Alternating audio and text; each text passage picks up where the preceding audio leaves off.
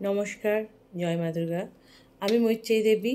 আজকে আপনাদের একমুখী রুদ্রাক্ষ যারা ধারণ করে রয়েছেন তাদের একমুখী রুদ্রাক্ষ ধারণ করার কি উপকারিতা সেটা বলবো, এবং একমুখী রুদ্রাক্ষ কি ধারণ করা আদৌ গৃহী লোকদের উচিত সেই ব্যাপারে জানাবো।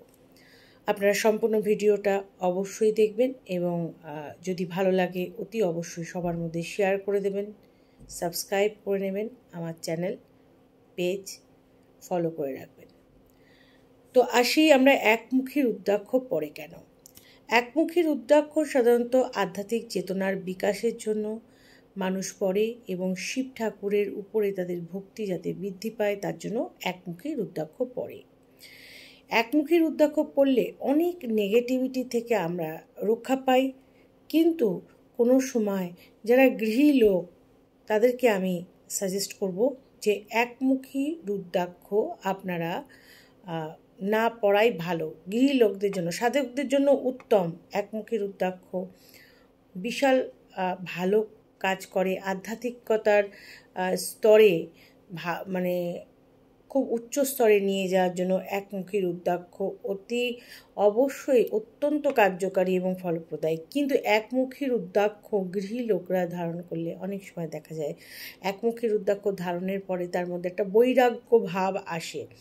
এই জন্য আমি সাজেস্ট করব যে গৃহী লোক যারা একমুখী রুদ্রাক্ষ ধারণ করে রয়েছেন তারা একমুখী রুদ্রাক্ষ একদম ধারণ করার দরকার নেই। এটা শুধুমাত্র সাধনার জন্য, সাধকদের জন্য প্রযোজ্য, অথবা যারা একটা বয়স হয়ে গেছে তাদের জন্য তারা এটাকে ধারণ করতে পারে। ধার্মিক প্রেক্ষাপট থেকে আধ্যাত্মিক যে তাদের যে ডেভেলপমেন্ট, আধ্যাত্মিক উন্নতির জন্য তারা এটা পড়তেই পারে। এবং খুব বয়স্ক লোক যারা হয়তো স্বামী স্ত্রী ছাড়া রয়েছেন তারা একমুখী রুদ্রাক্ষ পড়তে পারেন। আমি সবসময় আপনাদেরকে বলবো যে একমুখী রুদ্রাক্ষ অনেকটা দেখতে অর্ধচন্দ্রাকৃতির মতো, আবার অনেক সময় দেখা যায় গোলাকৃতিরও একমুখী রুদ্রাক্ষ হয়। কিন্তু এই একমুখী রুদ্রাক্ষ যারা পড়ছেন তারা অতি অবশ্যই বিষয়টা, আমি যে কথাগুলো বললাম সেটা অবশ্যই ভেবে দেখবেন। আপনাদের মঙ্গল যাতে হয়, আপনারা যাতে কোনো রকমভাবে কোনো বিপর্যয়ের মধ্যে না পড়েন, বা হঠাৎ করে আপনাদের সঙ্গে কোনো রকম হঠাৎ করে কোনো রকম অসুবিধায় না পড়তে হয় আপনাদেরকে, বা জীবনে কোনো রকম কোনো অপ্রত্যাশিত ঘটনা না ঘটে যায়, তার জন্য আমি আপনাদেরকে সব সময় সতর্ক করি যে সূক্ষ্ম বিষয়গুলো কোনগুলো নজর রাখলে আমরা হয়তো আরও ভালো থাকতে পারি। তো ধার্মিক কথাবার্তা, ধর্ম আচরণ করা, পুজো অনুষ্ঠান করা, রুদ্রাক্ষ পড়া অত্যন্ত ভালো, কিন্তু সেগুলো কিভাবে পড়লে, কাদের পড়লে এবং কারা কোন রকম নিয়ম পালন করলে বা কোন বিশেষ মন্ত্র উচ্চারণের মাধ্যমে করলে আপনারা ভালো থাকবেন সেই ব্যাপারে আপনাদের সবসময় আমি সাপোর্ট করি এবং সবসময় আমি বলার চেষ্টা করি যাতে আপনাদের মঙ্গল হয়।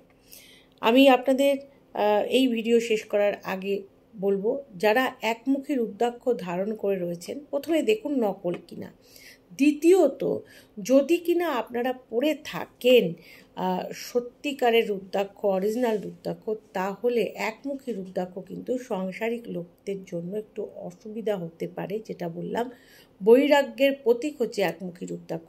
আপনারা আপনাদের যারা পড়ে রয়েছেন এইরকম ধরনের সম্মুখীন হয়েছেন কোনো রকম প্রবলেমের, তাদের আমি বলবো একমুখী রুদ্রাক্ষ আপনারা হয় জলে দিয়ে দিন, গঙ্গা জলে বা প্রবাহিত কোনো নদীর জলে দিয়ে দিন, অথবা আপনারা একটা কাজ করতে পারেন যে আপনারা একমুখী রুদ্রাক্ষটা ঢেকে রেখে আপনার লকারে বা যেখানে ধার্মিক পুজো অর্চনা করা হয় বা সেই স্থানে আপনারা একমুখী রুদ্রাক্ষ অর্পণ করতে বা রেখে দিতে পারেন আপনারা।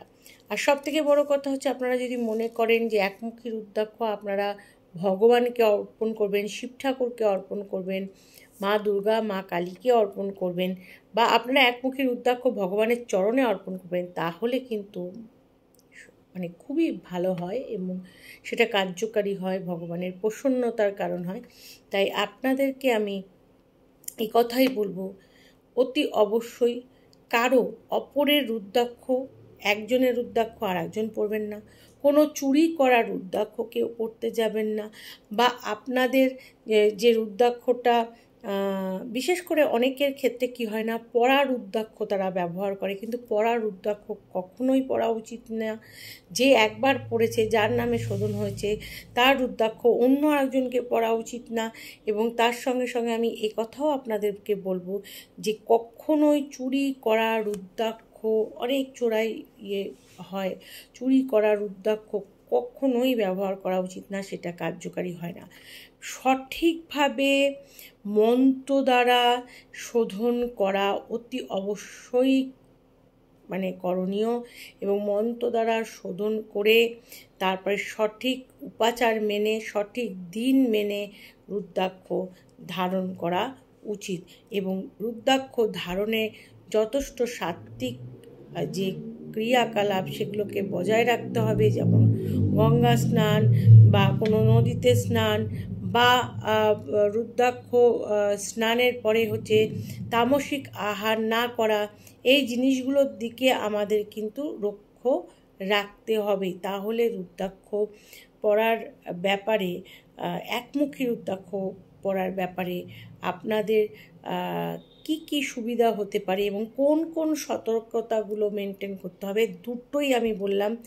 এবার আপনারা আপনাদের মতো চিন্তাভাবনা করে, আমার কথা যদি মনে হয় যে না এটা সঠিক কথা বা এটা সত্যি আমাদের করণীয়, তাহলে আপনারা করবেন। আশা করি তাতে আপনাদের মঙ্গল হবে, ভালো হবে। এবং একমুখী রুদ্রাক্ষ আমি বারবার বলছি, সাধকরাই ব্যবহার করুন। এবং আপনারা যারা মানে একটা একাকিত্বে ভুগছেন, তারা কিন্তু একমুখী রুদ্রাক্ষ ধারণ করে ধর্মকর্মের মধ্যে দিয়ে আপনারা যেতে পারেন। তো ভালো থাকবেন সবাই, সবার মঙ্গল কামনা করি। নমস্কার, জয় মা দুর্গা।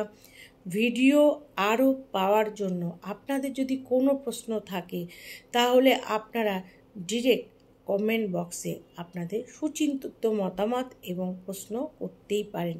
ভালো থাকবেন, সকলের মঙ্গল কামনা করি। জয় মা দুর্গা।